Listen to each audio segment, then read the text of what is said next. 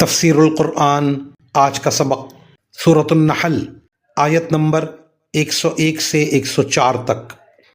اعوذ باللہ من الشیطان الرجیم، بسم اللہ الرحمن الرحیم۔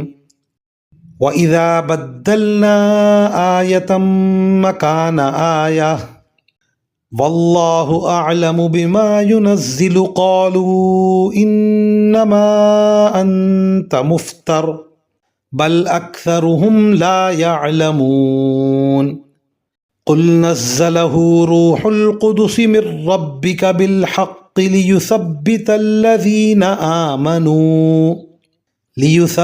الَّذِينَ آمَنُوا وَهُدًى وَبُشْرَى لِلْمُسْلِمِينَ وَلَقَدْ نَعْلَمُ أَنَّهُمْ يَقُولُونَ إِنَّمَا يُعَلِّمُهُ بَشَرٌ لِسَانُ الَّذِي يُلْحِدُونَ إِلَيْهِ أَعْجَمِيٌّ وَهَذَا لِسَانٌ عَرَبِيٌّ مُبِينٌ إِنَّ الَّذِينَ لَا يُؤْمِنُونَ بِآيَاتِ اللَّهِ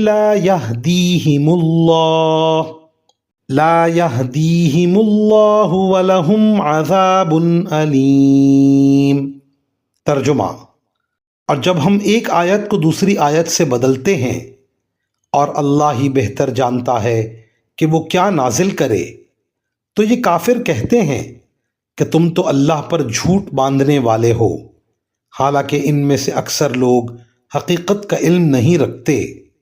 کہہ دو کہ یہ قرآن کریم تو روح القدس یعنی جبرائیل علیہ السلام تمہارے رب کی طرف سے ٹھیک ٹھیک لے کر آئے ہیں تاکہ وہ ایمان والوں کو ثابت قدم رکھے اور مسلمانوں کے لیے ہدایت اور خوشخبری کا سامان ہو۔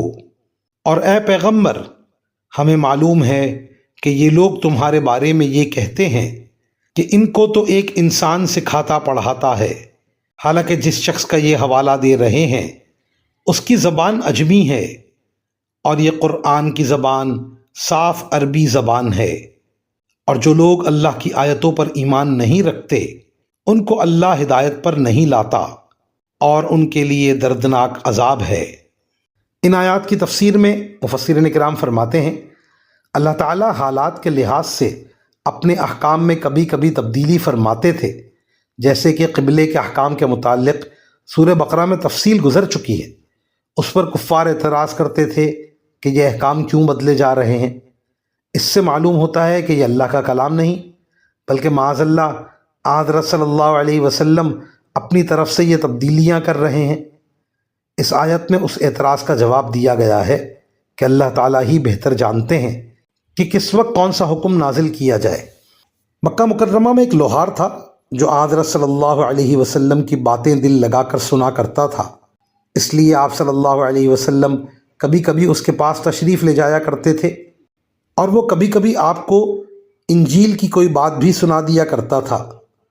مکہ مکرمہ کے بعض کافروں نے اس بات کو بنیاد بنا کر یہ کہنا شروع کر دیا کہ حضرت صلی اللہ علیہ وسلم یہ قرآن اس لوہار سے سیکھتے ہیں۔